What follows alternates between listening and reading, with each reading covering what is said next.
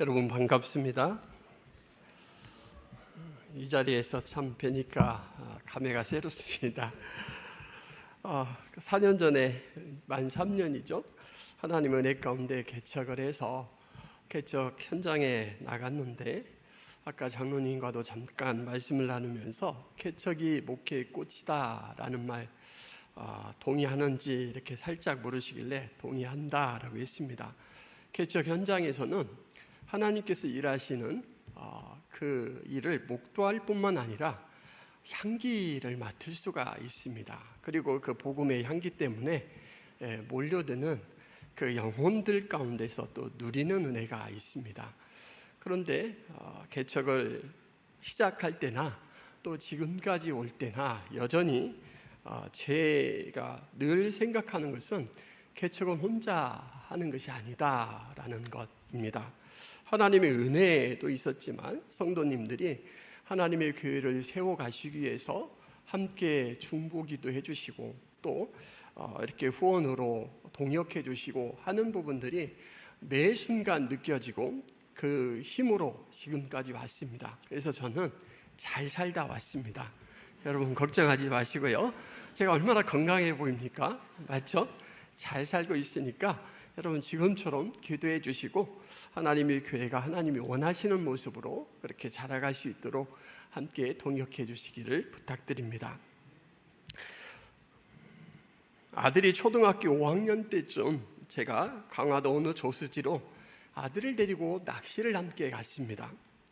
여러분 낚시 초보에게는 가르쳐 줄 것이 참 많습니다. 낚시를 해보신 분들은 알겠지만 매듭을 낚시 매듭 따로 있거든요. 만드는 방법, 미끼를 다루는 방법, 그리고 또 물고기가 찾아왔을 때 그 어신을 읽는 방법, 낚시채를 채는 방법, 이것들을 처음 해보는 아들에게 알려주고 저는 이제 옆에서 지켜보는 거예요. 근데 여러분 다른 것들을 가르쳐 줄 때도 행복하고 기쁘지만 취미를 가르쳐 줄 때 참 기쁩니다. 왜냐하면 제가 알고 있는 그 기쁨을 이제 배우는 사람이 누릴 수 있다라는 것을 생각할 때 기쁘고, 그리고 취미는 조금 시간이 지나면 함께 할 수가 있습니다. 저는 아들에게 이 고기 잡는 기쁨이 아니라 고기를 낚을 때의 다른 기쁨을 알려주기 위해서 낚시를 함께 갔는데, 여러분 낚시의 가장 큰 묘미가 뭐라고 생각하십니까? 이쯤이면 낚시를 좋아하시는 분들은 대답을 한 번씩 해줘야 설교가 무난하게 흘러가는데, 낚시를 할 때 가장 큰 묘미가 무엇입니까? 내 손으로 잡아서 내가 매운탕을 끓여 먹는다. 그건 아니고요. 낚시를 할 때 가장 큰 묘미는 바로 아주 가느다란 낚싯줄과 낚싯대를 통해서 전해지는 그 물고기의 생명력을 느끼는 겁니다. 일명 손맛이라고 하죠. 이 손맛을 보지 못한 이 초보자 낚시꾼은 낚시는 지루하고 힘든 것이다 이렇게 생각하고 이제 일찍 접을 수가 있습니다. 또 큰 물고기를 잡아야 되겠다, 아니면 마리수를 좀 많이 잡아야 되겠다라고 목표를 세우고 낚시를 그 목표에만 몰두하게 되면 이 재미를 느끼지 못합니다. 낚시는 기술보다 바로 이 낭만을 배워야 됩니다. 여러분 맞습니까? 낚시 잘하시는 분들? 제가 참 낚시를 잘 알고 있죠. 그런데 여러분 이 낚시의 진정한 묘미는 손맛이 아닙니다. 낚싯대를 딱 펼쳐놓고 자연 속에 이제 자연과 함께 녹아들기 시작하면 저 안에 내면의 자아가 걸어 나오는 것을 느낍니다.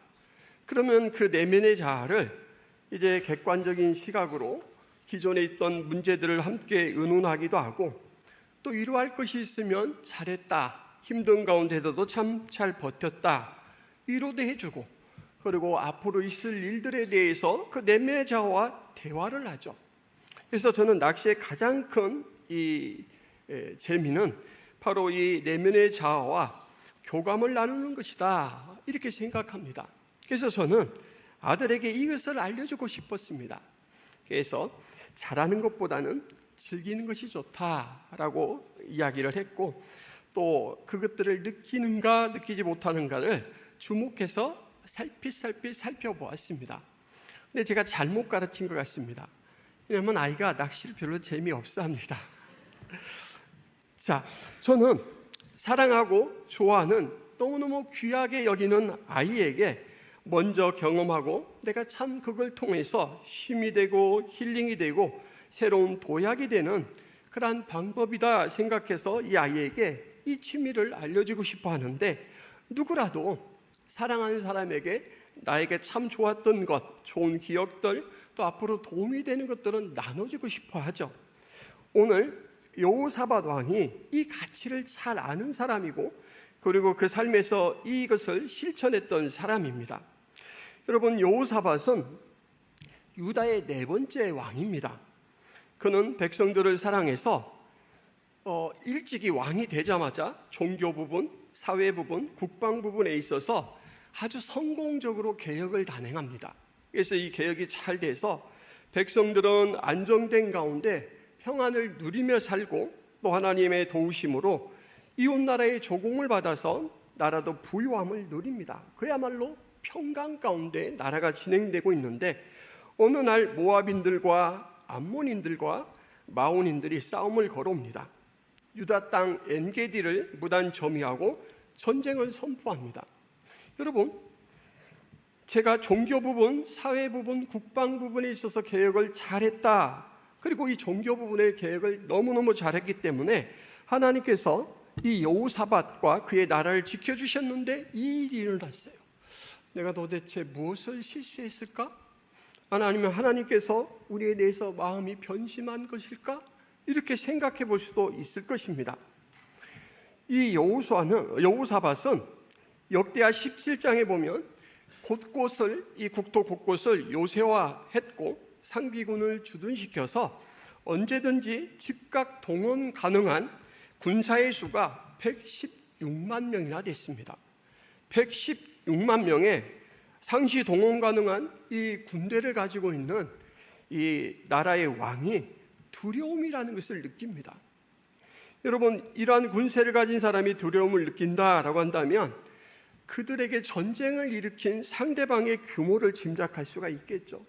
어마어마한 규모의 그러한 적병들, 준비면에서도 아주 철저하고 기세면에서도 쉽게 꺾일 수 없는 그러한 기세로 올라온 사람들, 아마 여호사밧은 내가 이 백성들의 생명을 지키지 못할 수도 있겠구나 하는 것 때문에 두려웠을 것 같아요.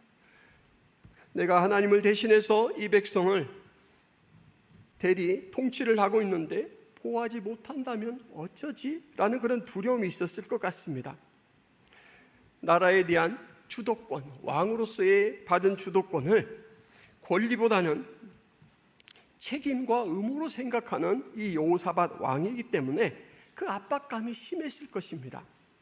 그래서 여호사밧은 이 국가적 위기를 맞아서 온 국민들에게 금식을 선포하고 기도에 돌입합니다. 여러분, 저는 전쟁 세대가 아니라서 전쟁을 잘 모르지만 이제 여러 것들로 접한 전쟁을 보자면 전쟁은 초등 대처가 상당히 중요합니다. 조금이라도 유리한 곳을 선점해야 승산이 있고, 그리고 적이 모르는 이 빠른 속도로 허점을 노려서 쳐야 이길 수가 있죠.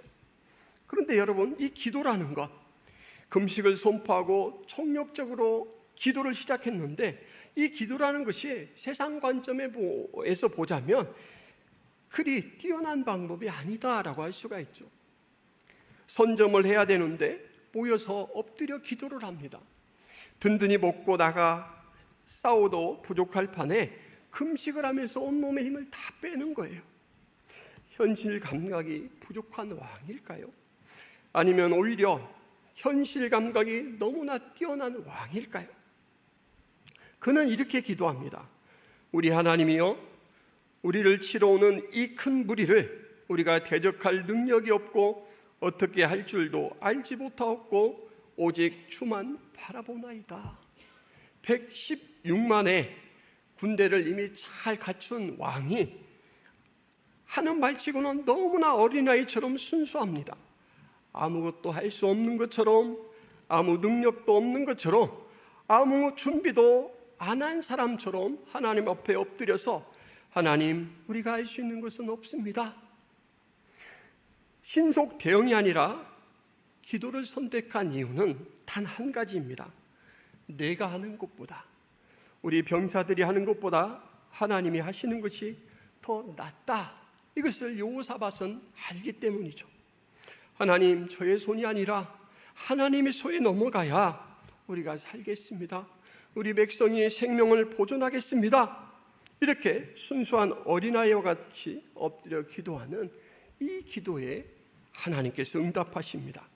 함께 기도하는 사람들 중 레위 사람에게 하나님의 영이 임하여 이런 말을 합니다. 너희는 이 큰 무리로 말미암아 두려워하거나 놀라지 말라. 이 전쟁은 너희에게 속한 것이 아니요 하나님께 속한 것이니라. 내일 너희는 그들에게로 내려가라. 그들이 시스고개로 올라올 때 너희가 골짜기 여기 여루엘 들 앞에서 그들을 만나려니와 이 전쟁에는 너희가 싸울 것이 없나니 대를 이루고 서서 너희와 함께 한 여호와가 구원하는 것을 보라. 유다와 예루살렘아, 너희는 두려워하지 말며 놀라지 말고 내일 그들을 맞서 나가라. 여호와가 너희와 함께 하리라. 오늘 본문은 바로 이 내용 다음에 전개되는 이야기입니다. 오늘 우리가 읽은 20장 20절 첫 진술이 어떻게 되냐면, 백성들이 아침에 일찍이 일어나서 들과 들로 나갔다라고 시작을 합니다. 하나님이 구원하시기로 작정한 그날에 왕과 백성들은 새벽 일찍 일어났습니다. 백성들은 들과 들로 출발하려고 하는데, 이곳은 예루살렘에서 적군이 진치고 있는 엔게디로 가는 경유지입니다. 만약에 수원에 적들이 진치고 있다면, 우리가 이곳에서 출발한다면 안양을 향해 간다라고 이렇게 진술이 되겠죠. 여러분, 이 백성들의 행동은 하나님을 참으로 신뢰하고 있는 행동이죠. 전쟁은 누구나 피하고 싶습니다.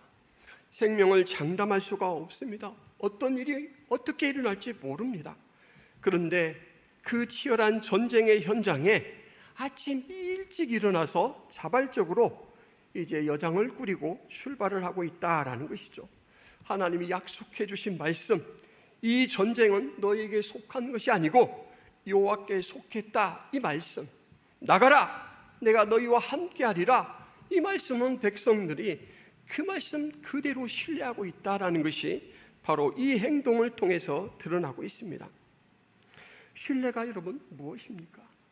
신뢰란 개념적으로 믿어요, 알지요가 아니고 하나님께서 나를 위해 하시는 일에 내가 뛰어드는 것, 그것이 바로 신뢰이죠. 믿음의 조상 아브라함이 바로 이러한 신뢰를 보였습니다. 히브리서 11장 8절, 여러분 같이 한번 읽어볼까요? 시작. 믿음으로 아브라함은 부르심을 받았을 때 순종하여 장래의 유업으로 받을 땅에 나아갈새 갈 바를 알지 못하고 나아갔으며, 하나님이 보내신다니까 여러분 자기가 가야 될 곳이 어디인지도 모르고 갑니다. 출발이라는 명령은 떨어졌는데 목적지가 게시되지 않았어요.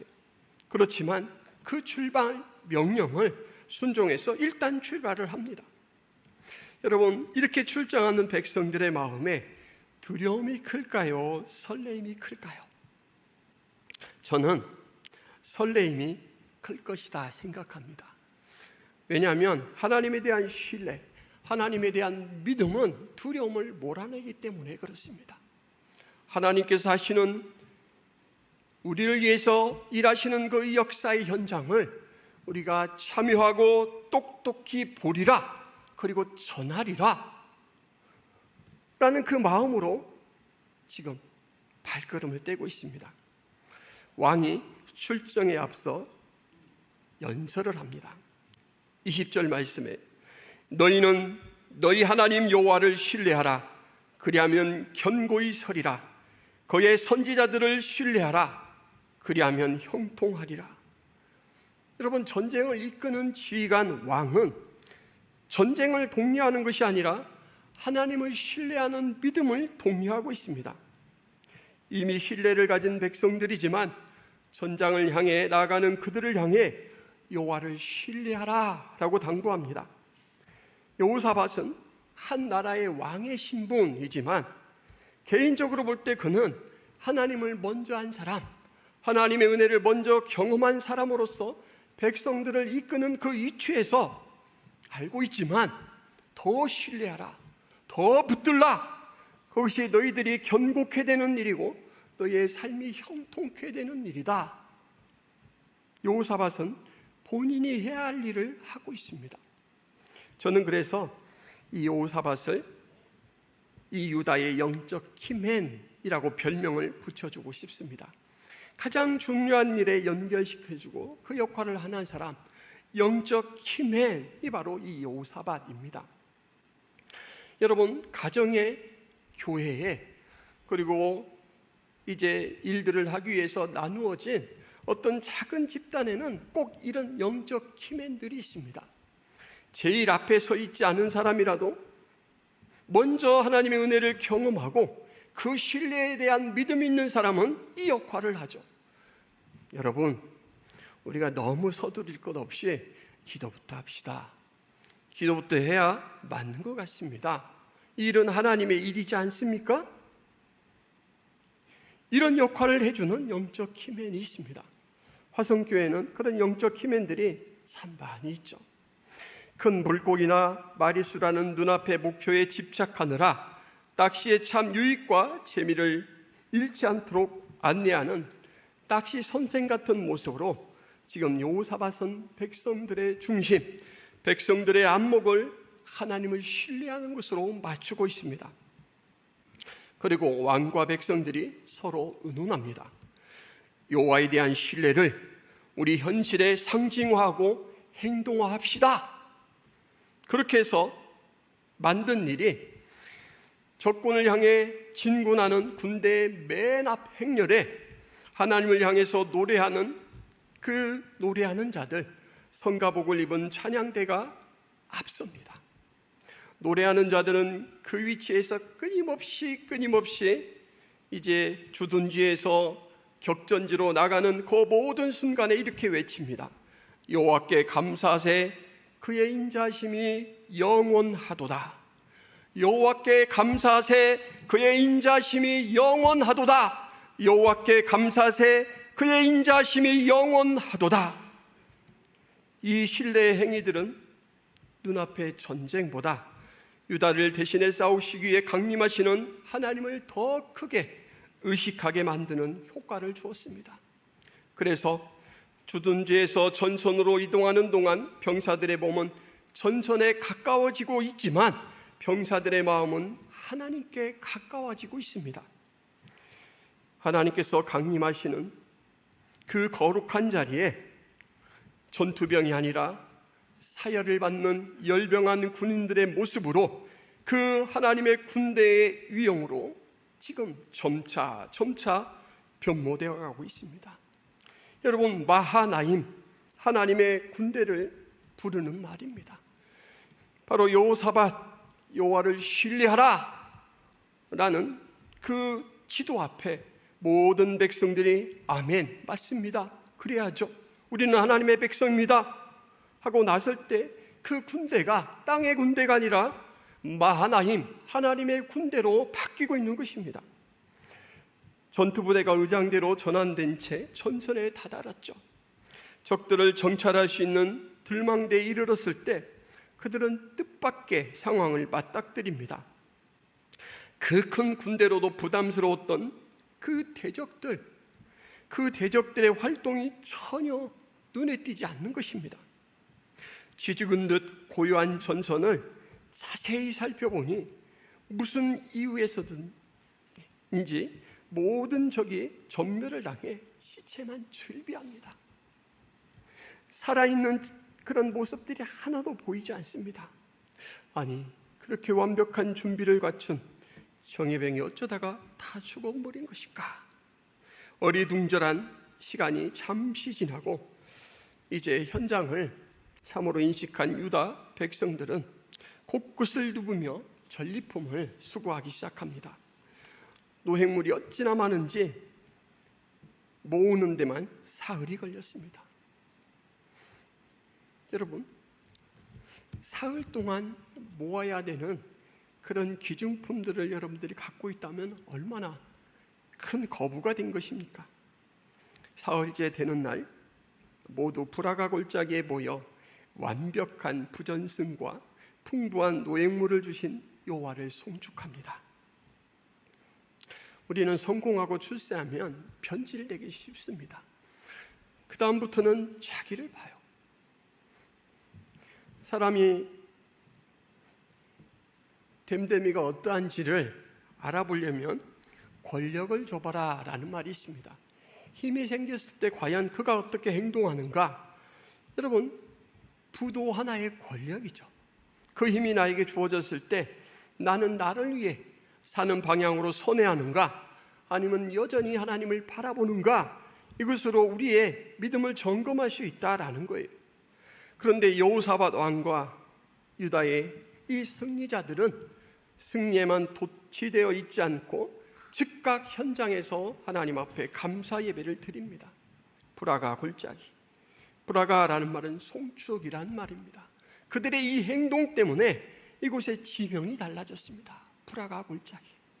현장에서 하나님 앞에 감사하는 백성들의 그 감사가 있었던 기념할 만한 곳, 하나님이 그들을 도와주신 그 역사의 현장이다. 이것이 이 지명으로 못이 박혀 있습니다. 전장에 돌아온 후 그들은 다시 곧바로 성전에 모여 이제는 공식적으로 감사 예배를 드립니다. 아마 전쟁에 나가지 못했던 모든 사람들도 함께 참여했을 것입니다. 그리고 다윗이 일찍이 세운 법도대로 노획한 전리품을 함께 나가지 못한 사람들에게도 나눠줬을지 모르겠습니다. 이 성전 예배는 이스라엘이 하나님의 은혜를 역사에 새기는 방식이죠. 단순히 실록의 글로 기록하여 남기는 것이 아니라 예배를 통해 백성들은 우리의 현실에 개입하신 하나님, 우리와 호흡을 같이 하시면서 전장을 누비신 하나님, 우리가 찬송할 때 그 하나님께서 우리 모르게 단독으로 싸움을 준비하시고 실행하신 하나님, 그것을 모두의 기억 속에서 다시 한번 환원하며 역사에 기록을 합니다. 그리고 그 역사 기록은 여러분 오늘 지금 우리에게까지 전해졌습니다. 하나님이 여러분 살아계십니다. 하나님은 그때 여호사밧과 그 백성들과 함께 하셨던 것처럼 바로 이 시간 여러분들과도 함께 하시고 여러분의 문제에도 개입해 주신다라는 것입니다. 여러분, 성경 말씀을 빌어 저는 다시 한번 외칩니다. 여호와를 신뢰하는 자는 견고합니다. 여호와를 신뢰하는 자는 형통합니다. 여호와를 신뢰하는 삶을 살아가시기 바랍니다. 오늘 본문은 화답 형식으로 짜여져 있습니다. 아침에 일찍 일어나서 들과 들로 나가는 백성들의 신뢰 행동, 그리고 신뢰를 현실에 상징화하자, 행동화하자, 노래하는 자들을 모아서 거룩한 옷을 입히고 여호와께 감사세 그의 인자하심이 영원하도다, 하나님을 송축하는 이 신뢰 행동을 보였을 때 하나님께서는 22절에 여호와께서 복병을 두어 유다를 치러 온 암몬 자손과 모압과 세이산 주민들을 치셨다 이렇게 말합니다. 여러분, 하나님께서 이들을 치는 방법은 자중질환입니다. 먼저 두 집단이 연합해서 한 집단을 이제 공격하고 남은 집단끼리 또 서로 싸워서 그냥 둘 다 소멸해 버렸습니다. 허허시실 작전이죠. 하나님께서는 하시고자 하시면 이렇게 아무것도 아닌 일로 적을 섬멸해 버리시는 놀라우신 분입니다. 착각과 오심과 오해로 스스로 멸망하도록 만드는 것이 하나님의 놀라운 작전이죠. 하나님은 무엇이든 가능하신 분입니다. 이렇게 신뢰의 믿음을 보였을 때 하나님의 응답이 어떻게 임합니까? 승리를 주시죠. 내일 너희들이 보겠다라고 말씀을 하셨는데 당장 그날이 돼서는 살아있는 자를 본 게 아니라 죽은 자들만 보았습니다. 네가 나설 것 없다라는 것이죠. 네가 나설 것 없다. 네가 나를 믿을 때 내가 너를 대신하여 싸운다라는 것이죠. 큰 승리를 주시고 그들이 능히 가져갈 수 없을 만큼 풍부한 전리품을 얻습니다. 신뢰의 반응 속에 신뢰로 응답하시는 하나님이죠. 여러분, 두 번째 이스라엘 이 유다 백성들과 여호사밧이 하나님 앞에 본 신뢰는 현장에서 이 브라가 골짜기에서 여호와를 송축하는 행동이었습니다. 그리고 돌아와 여호와의 전에서 예배하는 행동이었죠. 거기에 대해서 하나님은 어떤 응답을 보이셨냐면 29절에 소문으로 이방을 다 제압하시고 30절에 보면 사방에서 그들에게 평강을 주십니다. 하나님께서는 우리를 인격적으로 호응해 주십니다. 네가 나를 그렇게 사랑하고 나를 위하냐? 나 또한 너를 그렇게 사랑한다. 여러분, 먹이거니 받거니 이 일이 그 거룩하시고 광대하신 하나님과 피조물인 나 사이에 일어나고 있습니다. 얼마나 영광스러운 일입니까? 내가 신음하면 신음했니? 기침하면 기침했니? 아파하면 아프니? 라고 반응을 해주셔요. 하나님, 제가 믿잖아요. 제가 배고프잖아요. 하나님, 제가 주님의 이름을 의지하여 원수와 싸우러 나가잖아요. 그래, 내가 익히 알고 있지. 함께하마. 오늘 말씀에 보면 하나님께서 주관하신다라는 말씀이 27절과 30절에 뚜렷이 기록되어 있습니다. 이는 여호와께서 그들이 그 적군을 이김으로써 즐거워하게 하셨음이라. 여호와께서라는 말로 나오죠. 30절에 이는 그의 하나님이 사방에서 그들에게 평강을 주셨음이더라. 여러분, 하나님은 역사를 주관하고 계십니다. 우리 삶을 하나님이 주동하고 계셔요. 그것을 안다면 새벽 일찍 일어나서 격전지를 향해서 나갈 수 있는 신뢰가 생기죠. 선점하는 것이 아니라 기도가 먼저다라는 방향으로 신앙을 앞세워서 문제를 바라볼 수 있는 안목이 생기죠. 27절에 이는 여호와께서 그들이 그 적군을 이김으로써 즐거워하게 하셨음이니라. 여러분, 이 말씀에 참 놀라운 진술이 포함되어 있는데 그들이 이겼다라고 말합니다. 그들이 이겼다. 그들은 싸우지도 않았습니다. 여러분, 그렇지 않습니까?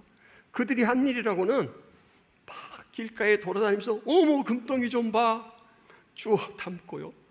이것은 오팔이네, 주워 담고요. 이건 다이아몬드네, 주워 담았어요. 그 일밖에 하지 않았습니다.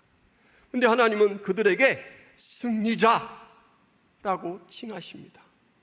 하나님 편의 선자, 하나님이 이루신 일에 그들이 동참자, 참여한 자로서 직접 한 것으로 하나님은 간주하십니다. 하나님, 여러분, 이런 분이셔요. 저희의 장인이 올해 소천하셨는데 집에서 낙상하셔서 머리에 혹이 생겨서 MRI를 찍어보려고 병원에 찾아갔습니다. 운전을 직접 하셔서 자기 발로 찾아가셨어요. 근데 머리에 있는 혹은 아무렇지도 않은데 폐기능과 심장 기능이 너무 약해졌다라고 해서 이제 그 진단을 받고 그 치료를 위해서 중환자실에 입원해서 진료가 시작되었습니다. 근데 차도는 없고 2주일이 지나도 계속 나빠집니다. 물을 마시다가 사례가 들려서 위험한 고비가 있었다고 이제는 물도 주지 않고 수액으로 수분을 공급해요. 목과 입이 마르고 혀가 말라드는 그런 고통을 겪으시면서 면회를 가면 그 다 꺼져가는 목소리로 내가 죽어도 집에 가서 죽고 싶다 이야기를 하셔요. 의사 선생님은 앰뷸런스를 타고 가시는 중에도 사망할 수 있습니다 라고 겁을 줘서 몇 번 미뤘다가 그래, 아버님의 소원이라면 소원을 풀어드리자 모든 준비를 마치고 퇴원을 시켜드렸습니다. 근데 여러분, 아버님이 오시는 동안 돌아가시지 않았어요. 와서 예배를 드리고 저는 제가 예배를 인도하면서 정말 우리의 하나님께서 보살펴 주신 그 은혜 아래서 아버님이 천국을 소망할 수 있도록 그렇게 예배를 드렸는데 그래도 멀쩡하셔요. 그리고는 점점 깨어나셔요, 여러분. 이제 막 주물러 드리고 드실 수 있는 미음도 드리고 했더니 점점점 기운이 돌아오셔가지고 일주일을 더 사시다가 소천을 하셨습니다. 일주일간 얼마만큼 몸이 회복됐냐면 혼자 침대에 앉아서 그 자동 면도기로 본인이 면도를 할 정도로 그렇게 회복이 되셨어요. 그 반짝 깨어나시는 동안 아버님은 모든 가족들과 본인이 알고 있는 찾아오는 사람들과 인사를 잘 마치고 하고 싶은 얘기를 다 하시고 너무너무 은혜롭게 소천을 하셨어요. 그래서 저희 아버님은 살아계시는 동안도 우리에게 많은 신앙의 도전을 주었지만 죽음의 모습으로도 참 큰 도전을 주었습니다. 제가 이 아버님의 이야기를 꺼낸 이유는 그 말씀보다는 이 이야기 때문에 꺼냈습니다. 아버님이 비몽사몽 정신이 조금만 돌아오면 들릴 듯 말 듯 하는 요구가 있었는데 가만히 들어보니까 찬송을 들어달래요. 나의 갈 길 다 가도록 틀어줘. 나의 갈 길 다 가도록 틀어줘. 그래서 핸드폰으로 틀어주면 막 들으셔요. 한 100만 번은 들으시는 것 같아요. 깨어나면 다시 그거 돌리고 다시 돌리고. 그래서 도대체 이 찬송 가사가 왜 이렇게 아버님의 마음을 흔들어 놓을까? 제가 다시 한번 살펴봤잖아요, 여러분. 나의 갈 길 다 가도록 예수 인도하시니 내 주 안에 있는 궁율 어찌 의심하리요. 믿음으로 사는 자는 하늘 위로 받겠네. 무슨 일을 만나든지 망사형통하리라. 무슨 일을 만나든지 만사형통하리라. 나의 갈 길 다 가도록 예수 인도하시니 어려운 일 당한 때도 족한 은혜 주시네. 나는 심히 고단하고 영혼 매우 가라나 나의 앞에 반석에서 샘물 나게 하시네. 나의 앞에 반석에서 샘물 나게 하시네. 나의 갈 길 다 가도록 예수 인도하시니 그의 사랑 어찌 큰지 말로 할 수 없도다. 성령 감화 받은 영혼 하늘나라 갈 때 영영 부를 나의 찬송 예수 인도하셨네. 영영 부를 나의 찬송 예수 인도하셨네. 여러분, 이 찬송 가사에 예수 인도하셨네 라는 말이 총 5번 나옵니다. 예수 인도를 받고 살아온 분이 그 죽음의 문턱에서 본인이 오랜 시간 힘을 써서 기도할 수 없는데 그 찬송가 가사로 그 믿음을 고백하고 싶으신 거예요. 주 안에 있는 궁을 믿음으로 사는 자의 하늘 위로 어려운 일 당한 때에 주시는 족한 은혜, 고단하고 가란 영혼에게 주시는 샘물, 성령의 감화, 죽음 앞에서 성도가 받을 수 있는 위로, 드릴 수 있는 고백, 감사가 이 찬송 하나에 다 녹아 있습니다. 그래서 저는 그것을 확인하고 내 인생 찬송가로 삼아야 되겠다라고 작정을 했습니다. 저희 장인은 결혼 후에나 교회를 나갔던 분입니다. 그런데 참 성정이 아주 단아하셔요. 복잡하지가 않으십니다. 그래서 한번 교회를 나가기 시작한 이후에는 계속해서 성실하게 나가셨는데 저희가 휴가를 가서 집에 찾아가면 9시에 사라지십니다. 밤 9시는 꼭 사라지셔요. 그리고 이제 11시 30분 정도 되면 손전등을 가지고 교회에서 이렇게 나오십니다. 바로 집 앞에 교회인데 이분은 새벽 기도뿐만 아니라 저녁에 늘 그렇게 가서 기도를 하시다 오셨어요. 하나님을 안 받은 사람이었고 하나님께 아심받은 사람으로 일평생 사셨고 그 죽음의 문턱을 넘어서는 순간조차도 예수 인도하십니다. 예수 인도하십니다. 이렇게 살다가 이 세상을 떠나가셨습니다. 여러분, 우리 장인어른에게 그 은혜를 주신 주체는 하나님이십니다. 하나님이 은혜를 주셨기 때문에 그 은혜를 누리고 살았죠. 그리고 평소에도 우리에게 많은 신앙의 교훈을 해주셨지만 그가 살아가는 모습으로, 그가 이 찬송을 고백하는 모습으로 우리에게 신앙은 이런 거야. 신앙이란 죽음도 이기는 것이야. 신앙이란 죽음 너머를 바라볼 수 있는 것이야 라는 것을 증언하고 떠나가셨습니다. 여러분, 여호사밧이 지금 그 역할을 하고 있는 거예요. 여호사밧은 선소리꾼과 같습니다. 먼저 매겨요. 노래를 매깁니다. 그러면 온 군중들이 여호와께서는 인자하시도다, 성실하시도다, 이것으로 반응하죠. 하나님 앞에 관계도 바르지만 한 나라의 왕으로서, 리더로서, 선생으로서, 백성을 아끼는 사람으로서 먼저 경험하고 배운 그 유익을 어떻게든 심어주려고 전쟁터에 나가는 사람들에게 힘써 싸워 이기자, 가족을 지키자가 아니라 여호와를 신뢰하자, 여호와를 신뢰하는 것이 그 무엇보다 앞서는 것이다, 이것을 강조했습니다. 여기에 계신 여러분들은 오후 예배를 드린다라는 것만으로도 여러 부분에서 리더이시고 선생이십니다. 여러분들의 삶이 그러했듯이 여러분들이 아끼는 다음 세대, 아끼는 사람들에게 여호와를 신뢰하는 그 깊은 맛을 전할 수 있기를 바랍니다. 여러분, 남자들이 가장 많이 하는 이야기 주제가 뭡니까? 군대 이야기죠. 미치겠습니다. 군대 이야기. 그죠? 근데 여러분, 왜 그렇게 남자들이 군대 이야기를 합니까? 군대 경험이 너무너무 생생하고 새로웠기 때문입니다. 군대 가서 수많은 사람들을 만납니다. 그리고 그 사람들과 만남 속에, 삶 속에 자기 것들이 돌출되고 변해야 될 것들은 변하고 새로운 경험 속에서 새로운 존재로 태어나서 돌아옵니다. 그래서 남자분들은 군대 얘기 이상 신선하고 전하고 싶은 게 없는 거예요. 이제부터는 군대 이야기 좀 들어주시기 바랍니다. 그렇대요, 여러분. 노인들은 어떤 이야기를 많이 합니까? 젊은 시절의 이야기, 고생했던 이야기를 많이 해요. 그 어려운 시기에 내가 생생하게 모든 삶의 고비에서 정말 바람벽이 등허리를 시리게 하는 그때에도 은혜를 붙들고 살았다, 그 이야기를 하는 것입니다. 나 때는 말이야, 이게 아니고요, 그런 삶을 살았다를 이야기하고 싶은 거예요. 근데 우리는 너무 듣는 게 많아서 나 때는 이렇게 치부를 하죠. 여러분, 여자분들은 어떤 이야기를 많이 할까요?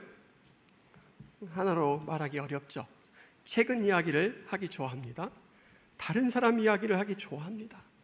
모든 이야기를 하기 좋아해요. 왜냐하면 여자분들은 관계성이 아주 뛰어나요. 그래서 모든 상황을 화제거리로 이렇게 삼을 수가 있습니다. 여러분, 말하는 모든 기회에 여러분들은 하나님을 드러내는 그 역할을 해주셨으면 하는 바람입니다. 오늘 전장에 참여했던 사람들은 찬양으로 모든 백성들을 예배하는 자리로 초청을 하였고, 돌아가서는 전쟁에 나가지 않은 사람들까지 예배의 자리로 불러서 하나님의 은혜를 함께 나누었습니다. 무슨 이야기냐면 계속해서 영적 장을 넓혀가는 거예요. 은혜의 장을 넓혀가는 거예요. 그래서 누구라도 내가 만났던 그 감격스러운 하나님을 맛볼 수 있도록 징검다리를 놓아주는 거죠. 여러분, 아까 제가 오팔이라는 보석을 이야기를 드렸는데, 오팔은 참 신기한 보석입니다. 오팔은요, 색깔이 아주 영롱한 그런 보석인데 이 만들어지는 그 기간이 오래 걸린다고 해요. 뜨거운 이 온도 속에서 이제 그 금속 성분들이 녹아서 이렇게 어떤 고일 수 있는 곳에 고여서 굳어서 만들어진 것인데, 그렇게 만들어지기 때문에 똑같은 모양이 하나도 없습니다. 근데 이 오팔의 가치가 어느 정도냐? 여러분, 금 비싼 거 아시죠? 지금 금값이 되게 높잖아요. 금값보다 몇 배에서 몇십 배, 많은 것은 몇백 배 비싸다라고 합니다. 저와 여러분은 어떻게 보면 하나님 앞에 오팔 보석과 같습니다. 똑같은 환경에서 똑같이 만들어지지 않습니다. 각자가 살아가는 배경이 다르고 관계가 다릅니다. 그런데 그곳에서 믿음의 씨름을 하면서 여러분들에게는 영롱한 빛들이 새겨질 것입니다. 하나님이 그 빛을 보셔요. 그 가치를 인정해 주십니다. 오팔입니다, 여러분. 왜 나는 저 색이 안 나냐고 질투할 것도 없습니다. 저는 개척교회를 하기 때문에 저에게서 하나님께서 신뢰로 만나주시는 그 현장은 크게 전도의 현장과 그리고 교회 안에 성도를 세워가는 현장입니다. 최근에 김포성화교회에 등록하신 분은 80살 넘은 박준래 할머니라는 분입니다. 지난주에 이분이 아내를 울렸어요. 다른 성도들보다 조금 일찍 교회에 나오셔서 곧장 부엌에서 일하고 있는 아내에게 조용히 다가가서는 손수 만들어 온 도토리묵을 성도들과 함께 나눠 먹고 싶다고 내밀면서 교회에 불러줘서 고마워요. 나 같은 것을 교회에 나오도록 전해주셔서 감사해요. 이렇게 얘기하시는 거예요. 3년 전에 우리 전도 협력을 해주시는 권사님들과 함께 전도 현장에서 만난 분이에요. 그분이 나올 거라고는 전혀 생각하지 못했는데 다른 분이 훨씬 나올 가능성을 보이는데 이분이 나오셨어요. 아내가 당황해서 아니에요. 오히려 귀하신 분이 개척교회에 나와주셔서 저희가 감사해요.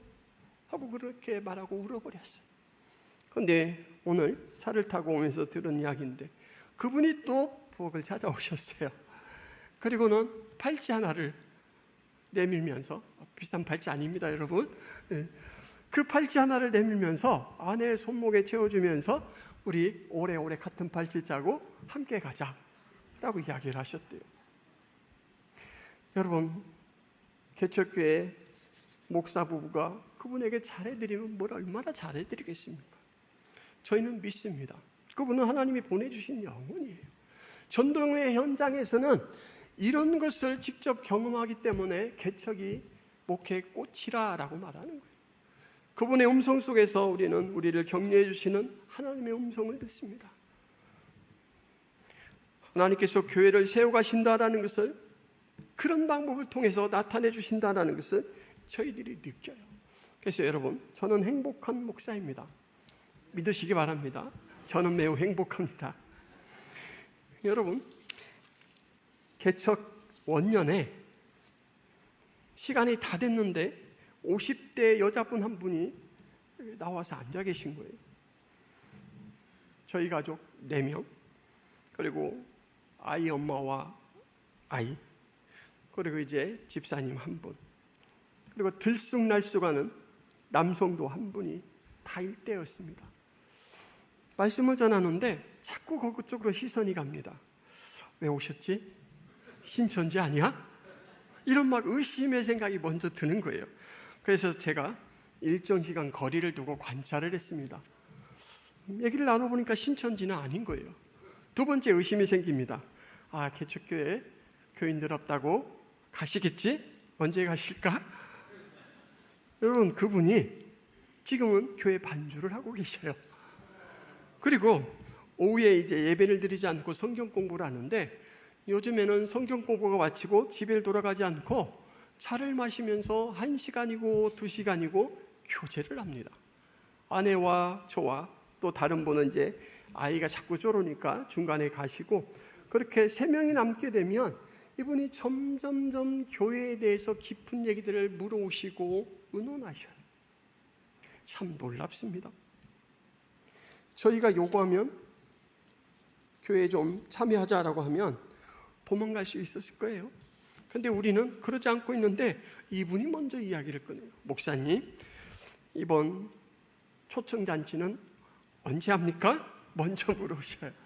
수련회는 언제 가셔요? 먼저 물어오셔요. 그분을 보면서 하나님께서 교회 일꾼도 세우시는구나 라는 것을 또 느낍니다. 이것이 제가 처한 삶의 정황 가운데 제가 만난 하나님의 은혜입니다. 여러분들에게는 각자 그렇게 만나주시는 하나님의 은혜가 있습니다. 아니라고요? 예수님께서 그렇게 말씀하셨죠. 2-3 사람이 내 이름으로 모인 곳에는 나도 그들 중에 있느니라. 주님도 그 중에 있지만 그 중에는 여러분이 있지 않습니까? 여러분들의 입술 속에서는 하나님은 살아계십니다. 우리의 역사 가운데 하나님이 주관자십니다. 여러분, 하나님을 신뢰하는 사람은 실패하지 않습니다. 견고합니다. 형통합니다. 이것을 늘 귀에 못이 박히도록 증언할 수 있는 삶을 살아갈 수 있기를 바랍니다. 우리의 역할입니다. 교회는 세계 가운데서 계속해서 자꾸만 교세가 축소되고 위기가 온다라고 하는데, 여러분, 여호와를 신뢰하는 믿음 하나가 견고히 서면 그 믿음이 장을 만들어가는 그 역사의 현장은 놀랍습니다. 이사야 26장 4절 말씀에 너희는 여호와를 영원히 신뢰하라. 주 여호와는 영원한 반석이심이로다 라고 말합니다. 주 여호와를 영원히 신뢰하라. 주 여호와는 영원한 반석이심이로다. 저는 이 말씀에 아멘입니다. 여러분은 여호와를 신뢰하는 믿음으로 살고 있습니까? 여러분, 자가 진단하는 방법이 있습니다. 신뢰하는 대상 앞에서는 어떻습니까, 여러분? 마음이 편안해집니다. 안도감을 느낍니다. 호감이 생깁니다. 여러분들이 이 예배의 자리가 너무너무 편안하고 사모하는 자리고 하나님이라는 그 성호만 들어도 아멘 하고 하나님 앞에 믿음으로 반응한다라고 한다면 여러분은 건강한 믿음 가운데 있는 것이죠. 그렇지 못하다면 여러분, 말씀을 통해서 길을 찾아가시기를 바랍니다. 하나님은 언제나 품을 열어놓으시고 기다리십니다. 기도하겠습니다.